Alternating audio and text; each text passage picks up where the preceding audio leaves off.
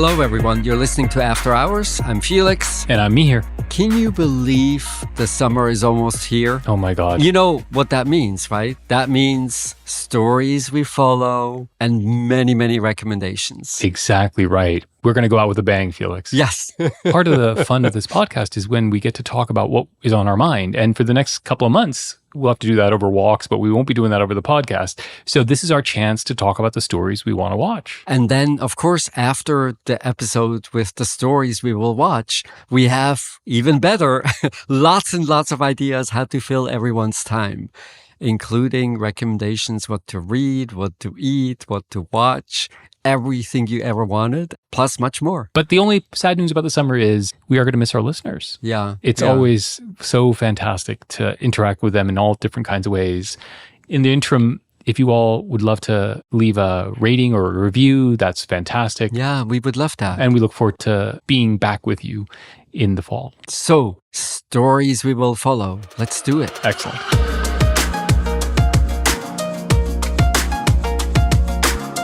Stories we will follow this summer. What do you have for us, Mihir? Okay, so I'm sure everybody wants to geek out this summer. And if you want to geek out in the world of business, I think you want to be thinking about inventories.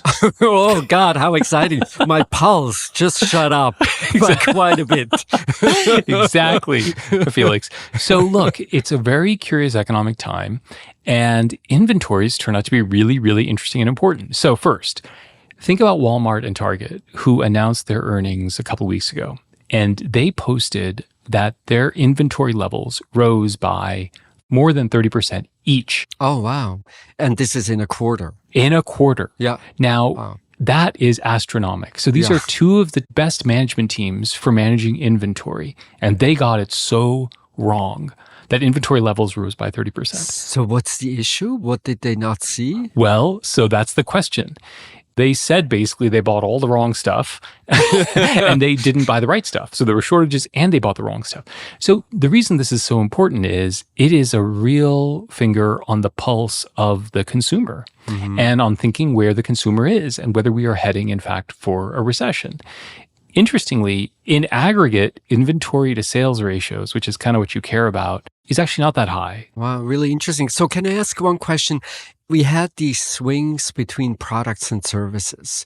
During COVID, because we couldn't consume services, everybody swung to products. And I guess now part of that is going back and that we're booking travel. Exactly. So is it that they just misestimated how many products we will buy, or did they literally order the wrong things? Well, so what they have said is the wrong things. Oh, but okay. The concern is that it's just too much and that actually the consumer is weakening and they have not just the wrong stuff, but they have too much of everything. So which will be worse?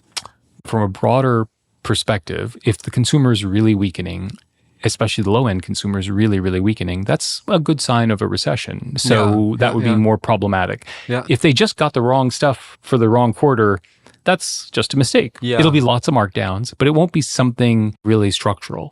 The concern is that there's something structural going on and that the shift happened so fast that if Walmart and Target got caught flat-footed, you can imagine what's going to happen to other people. So I think just watching inventory levels, and the great thing about business and the economy is you can follow it in a fancy way, but you can also, when you go to stores, just look what's going on. Yeah. Look at the discounting, the frequency and the intensity of it.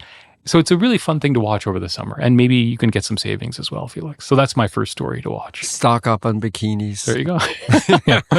What do you got, Felix? So a story that I'm going to be watching is the performance of Varo Bank. So Varo is one of these neobanks, one of the really prominent ones in the US, because it's one of the few neobanks that actually has a banking license. Oh, that nice. was a major undertaking. It took 3 years, cost $100 million. So it's just really complicated to become a bank. But they did it successfully. They raised $500 million last year, were valued just shy of $3 billion. And then their Q1 filing showed a burn rate of about $80 million or so. Wow. And they said if things continue the way they have in the past, they might run out of money by year's end. In all fairness, the CEO walked back the comments a little bit. Mm-hmm. The argument was the burn rate actually includes discretionary investments that you don't have to make. Right. They did reduce headcount already, but in part I will follow it closely because it speaks to this bigger issue about the performance of neobanks. I mean, they've all piled into lending, have built up lending operations, have literally nothing to show for it. No profitability from lending. All the income that they have comes from interchange and fees. And if you look at the 25 largest neobanks, only 2 of them are profitable. Right. Compared to the quote-unquote traditional digital banks. So think of someone like Ally. What is it exactly that a neobank like Varo has to offer? Right. And in fact, now when you look at the details of the statistics, you see that the customer segment that they attract is quite different and has, I think, pretty deep implications for the business model, but not implications that are positive. So Ally Bank customers are financially healthier. They often bring with them significant deposits that then keep low the cost of funding. Right. And the neobanks had to work much more on this fringe. I'm not going to charge you fees. There's not going to be overdraft. Yeah. And as a result, on average, their annual fee income is roughly 50% of their customer acquisition cost. Wow. So you better hope that customers turn out to be super loyal. And there's really no reason to believe that you would be. That is a great story to watch for many reasons.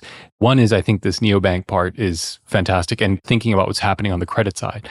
But the larger issue you're raising, Felix, to my mind, is burn rates for the startup world and for newly public companies. Yes. In a way, the good news is people raised, depending on how you think about it, the good news is that people raised a lot of money in the last 2 years. Yeah. And if they can cut expenses, they can take their cash balances and go to I've heard estimates of some of the healthier ones having 24 months of burn. Which is amazing. Yeah. But we're going to come up against that. That's kind of a theoretical number. But once you start to approach it, all kinds of bad, weird things happen inside these companies. Yeah. So the larger question of burn rates in the startup world, especially in the neobanks, is totally fascinating. That's a great story to watch. Actually, Felix, my other story to watch is a related one, which is, I think the other really interesting thing to watch is consumer credit and just understanding what's going on with the consumer. So part of it is like this inventory story. But the other part of it, the really good news story, is we don't see any real deterioration in credit conditions. And so the thing to watch is what happens to consumer credit. It's interesting if you go through the segments. So on credit cards, things are better than they were pre-pandemic and still are better than they were pre-pandemic. Yeah. This is a reflection of the fiscal stimulus. It's partly the stimulus and people being a little bit more conservative. So we have not seen average balances take up past pre-pandemic levels. We actually see people paying off their balances a little bit more than they did pre-pandemic. On mortgage land, we also don't see delinquencies that are rising. So even in personal loans, we don't really see delinquencies rising. The one place where we see something interesting, and I think the place to watch, is auto loans. You might remember used car prices went through the roof and car prices went through the roof. Yeah. So now the average new auto loans in the last 2 years has been massively higher. And so the monthly payments are quite a bit higher. And delinquency rates, guess what, have started to come up. Yeah. And so if we're trying to figure out what's going to happen in the economy, the broader issue is not tech valuations. The broader issue is there something going wrong in the credit system? And are consumers deteriorating? Your story about a lot of these fintech players is one piece of that puzzle, which is on personal loans. But the broader health of the banking system, which everybody thinks is in great shape, it really will depend, with the stimulus kind of gone away, whether credit starts to deteriorate. And I think auto loans is the place I'm going to be looking to figure that out. How do you want me to think about the role of inflation in that context? Because the story people generally tell now is that, yes, wages are going up because it's a tight labor market, but it's actually not quite good enough for many people to make up for the fact that prices are rising very quickly. Shouldn't that show up? It should show up. But it hasn't shown up yet. It hasn't, but this is when I think it will show up. Again, we've had these stimulus checks. People have been running down those balances. There's a wonderful report that TransUnion does, which kind of puts it all together in a really good place. Okay. I think in the second quarter, when that report comes out, we're going to see if people have had to start to make really hard choices and start to become delinquent in a new way. Yeah. A part of me in these kinds of situations always worries about that we are in one of these economic conditions where it becomes a self-fulfilling prophecy. Absolutely. So everybody worries about the fact that we might be in a recession. We talk about the recession endlessly. And then sure enough, if everyone is a little more careful than they used to be, maybe a little more careful than even the economy warrants, then we end up in a place where we don't want to end up, because you still can tell a story that the economy is incredibly strong. Exactly. That wages go up, that things have never been better. But for some reason, this is not a story we choose to tell. And we choose to tell a story that is much more cautionary. And I don't know, sometimes, does that have to do with the kinds of stories that get clicks in the media? Exactly. Does this have to do with, I'm telling you something that you should really pay attention to, and the feel-good story is not something that requires action?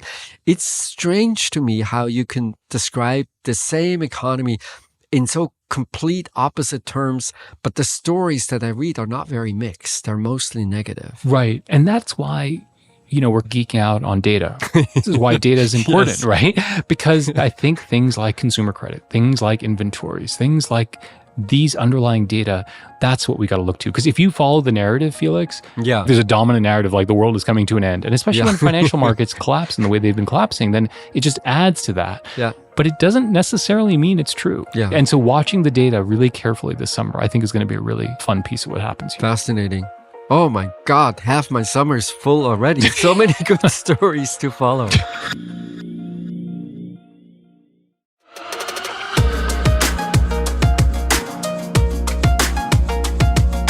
All right, what else are you watching, Felix? I'm watching Dolly 2.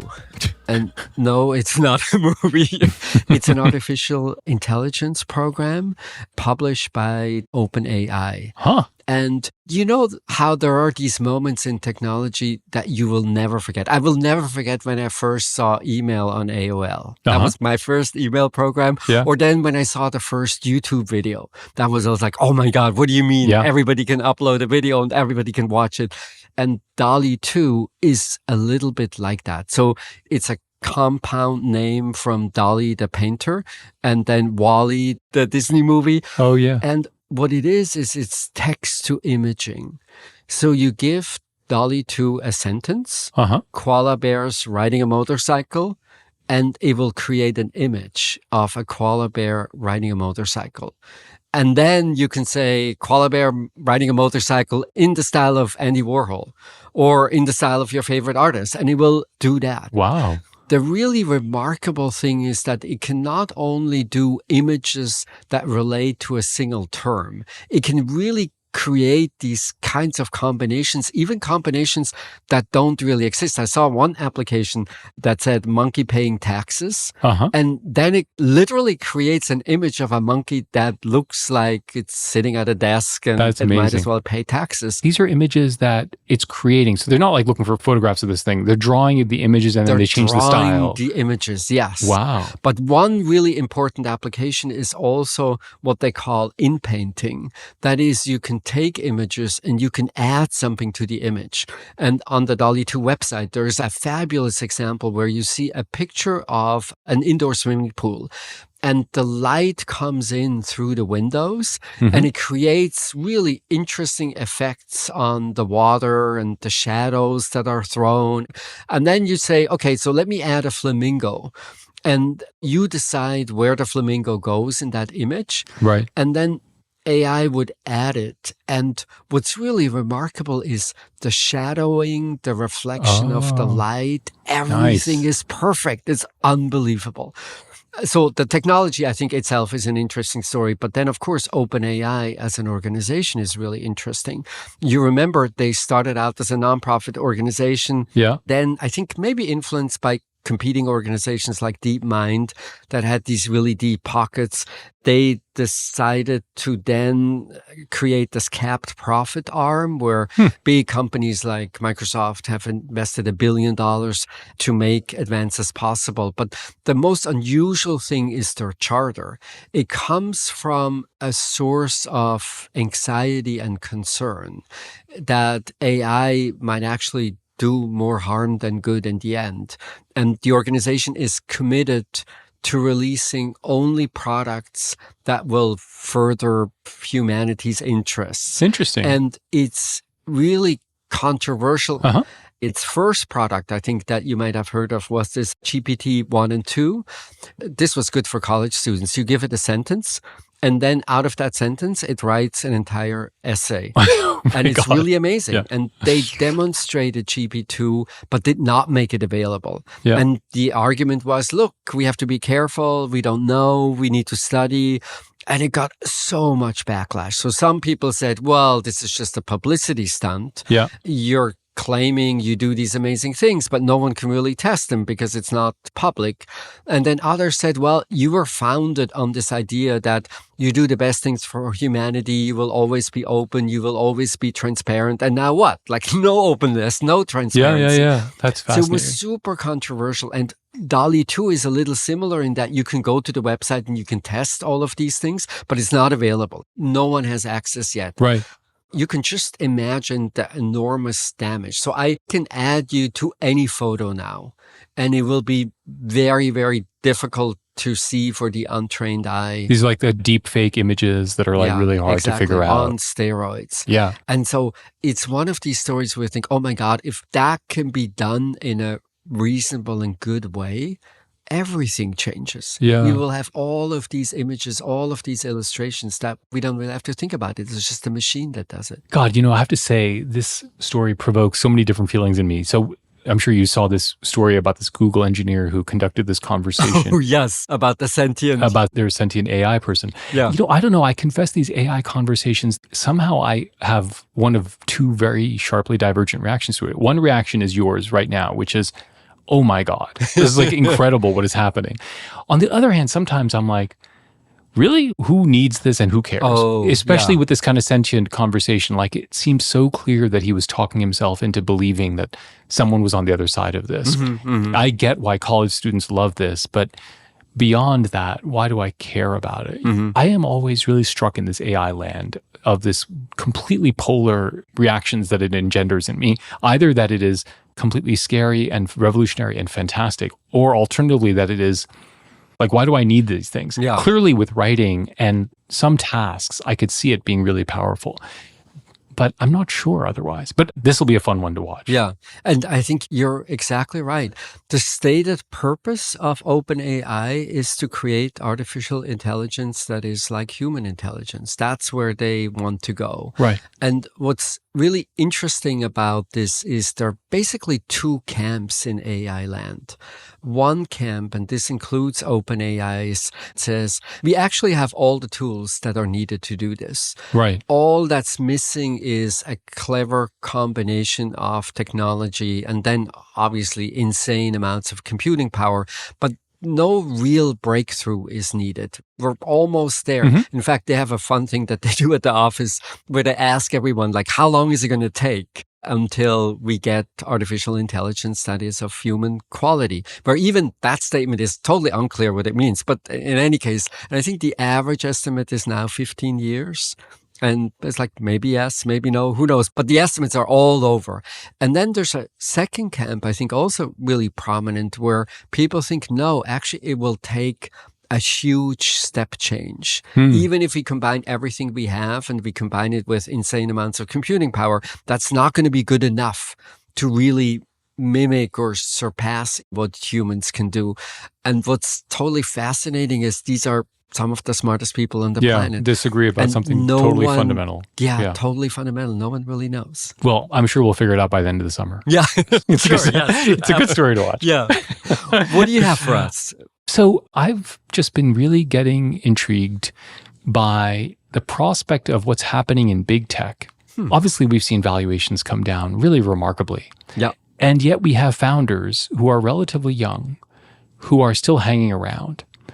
And I'm trying to think through how that shakes out over the next months and years. And you mean hang around as in they stay with their companies? Stay with their companies, or they have a lot of wealth. Think about Bezos. Yeah. Think about Zuckerberg. He's still in the firm, but think about Bezos outside the firm. And think about that example times 300 in tech land. There's at least 300 companies like that, Yep. much smaller, but still. So the thing I've been thinking a little bit about is Michael Dell. Okay. He left Dell, then he came back and he took it private. And then he built it up with a private equity partner after taking it private at rock bottom prices. Then ended up doing the largest LBO and buying a huge number of assets in a series of transformative acquisitions, including EMC and VMware. And for some reason, that strikes me as a playbook for a bunch of folks when values come way down who have been sitting on the sideline and have a lot of founder wealth. They may want to get back in the game, use some private equity money, taking companies that they know private, and then doing interesting things with them. Yeah. It's a very inchoate idea, Felix, but I think when valuations collapse, you still have a lot of money on the sidelines and you have founders who really believe in these businesses and they have a lot of wealth. They could just go do the space thing, right? Yeah. Or they could look for a second act. Yeah. And Michael Dell is kind of the playbook for that. Yeah. That's super interesting, in particular because you're thinking, I'm going back to a firm that I know really well because I have a better sense of what could be done. Michael Dell is the positive example. Howard Schultz now at Starbucks is maybe the not so great example of a founder going back and then essentially trying an old recipe that used to work but doesn't work so well under these circumstances. So I think it says something about the founder as a one-trick pony. You figured out something. Right. In that case, you probably want that founder to buy other companies. It would still be right that they would go back in, like go back and get into the game, but don't go back to where you came from because in all likelihood, that thing is not going to work anymore. But if you're really imaginative, if you have many different skills or maybe your view of where success comes from has changed, then maybe going back to your original place might actually be a really good idea. You mentioned something like a couple of months ago about why some of these companies are remaining together. Yeah. Why does Amazon have Yes. AWS? And Meta's kind of Meta division and the Facebook division, right? And one way this can play out is for a founder to specialize in one of those assets. So to kind of just say, I don't want the whole business, I want to do this other business. Think about, in a way, what Dorsey did, right? He got out of Twitter and into Block. Yeah. And they go to the place where they are more interested, where they see the future, and then they double down on that as a second act. And that's a little bit of what Dell did too. These people are relatively young, valuations come in, and you can decide, well, I want to kind of go do the space thing. Or you can say, I want a big second act on this part of the business that I really like. Yeah. And then go, and take it private, do different things, split businesses.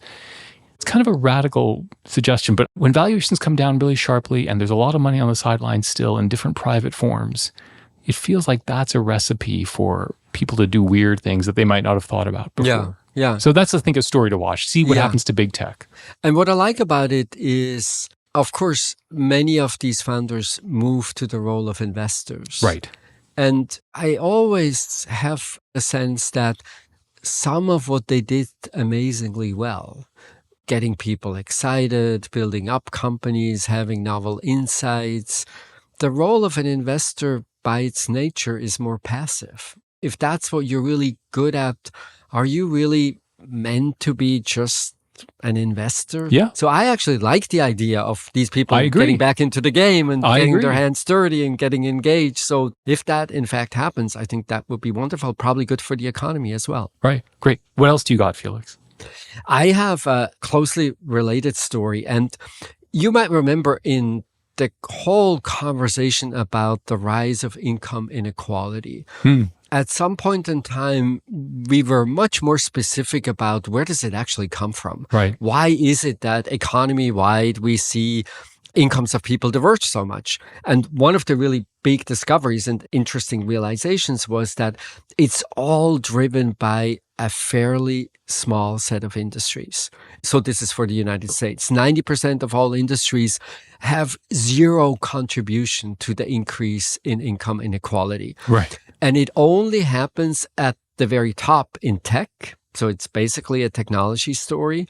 And at the very bottom in both restaurants and in retail. Huh.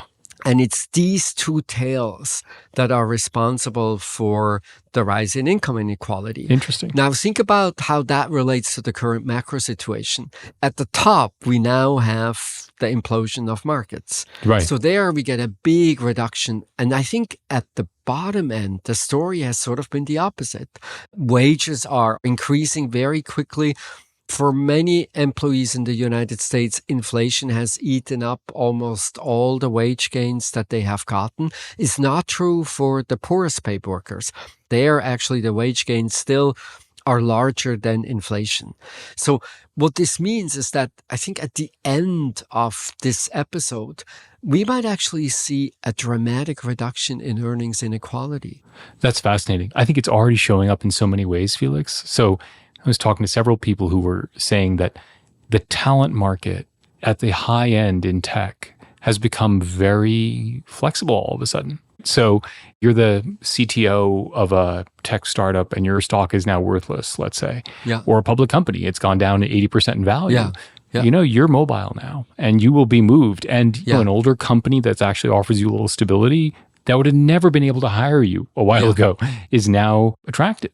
So there's a whole bunch of things that are happening at the top end of the labor market that we haven't seen happen for the last several years. It's fascinating how quickly these financial markets ripple into private markets, and then they ripple into talent markets, and you see it going all the way through, literally in the matter of months. And the hope is that both of these changes at the top and at the bottom will lead to people being in better jobs for them. At the lower end, the job is not such a similar job, but I'm chasing better pay.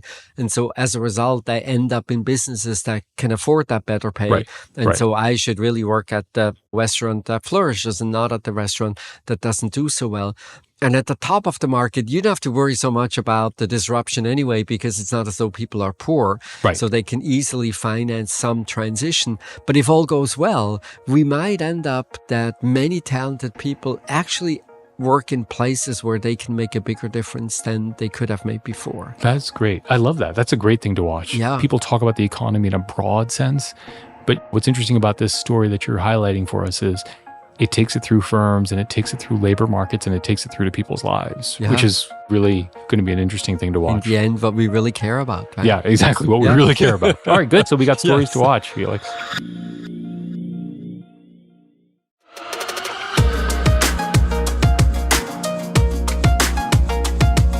Recommendations. What do you have for us, Mihir? Well, so I have found a little Italian restaurant that is sprouting up all over New York City that I have fallen in love with. It's called La Pecora Bianca. And it's been around for 5 years, but they just had one location. And in the last 12 months, they have sprouted 4 new locations. Wow, okay. And it is fantastic. The food is simple Italian food. The price points are good. Pizza, pasta, main dishes. They are open from 7 a.m. to late at night. So they run like a really long day. You can get breakfast. You can get breakfast, lunch, and dinner there. The menu's the same, lunch and dinner. So it's not a fancy place, but really bright and clean. And the food is sharply flavored. I just think they got a great concept. When you walk into one of their places, It's just a happy, buzzy atmosphere. And the food is so reliable. That's amazing. So La Pecora Bianca is my pick if you're going to be in New York City, and I think they're going to be sprouting up all over the place. So, and the menu is the same all day long? Well, breakfast is different, but they have lunch and dinner is basically the same. I was thinking spaghetti for breakfast. Well, was my secret hope. There you go. They might go off menu for you, Felix. So La Pecora Bianca is my pick. That's fantastic. What do you have, Felix? I have a recommendation. Actually, that's a recommendation mostly for you. Oh my God. Remember your cry for help a little while ago? Yes. You got all of these suggestions how to solve the problem of being connected when you travel abroad and your plan. And do you have a solution for me? So I have just discovered this really amazing app called Eralo. And essentially what it is it's eSIM cards. So if you have a phone that is not locked, you go to their website and they offer these really attractive data packages. And one click, you buy the package and then you're good to go. There's no expensive and cumbersome switching of e-cards. Yeah. So for instance, for Spain, 3 gigabytes, everything is time limited. So this one was for 30 days, is sold at $7.50. Nice. So that sounds like a really good deal to me. And I thought you might really like it as well. So I love this idea because the whole eSIM card thing, somebody has to make that a little bit simpler for everybody to use. Yeah. And it sounds like they've done that. So that sounds really good. Yes, How do you spell it? What's the name of it again? I don't know if I'm saying it exactly right. Eralo. So it's AIRALO.com. Nice. If you want to download the app. Okay, fantastic. Eralo. Yes. Perfect. Just in time again for summer travel. I like that, Felix. I feel also very special, like a personalized recommendation for me, Felix. I know. God, I got to up my game. Actually, I did want to mention a Mexican polka for you, Felix. Okay. Yes. I'm in the mood for Mexican polka any day of the week. Excellent. Good. So next week we're back with our recommendations and maybe a special guest too, right? Yes. I think we will have lots of recommendations. We will have a very special dear guest. And then after hours, we'll take a summer break. Nice. So we will be talking to one another, but not online. And we hope to be back sometime in the early fall, in September or so. Sounds great. As always, thank you for listening.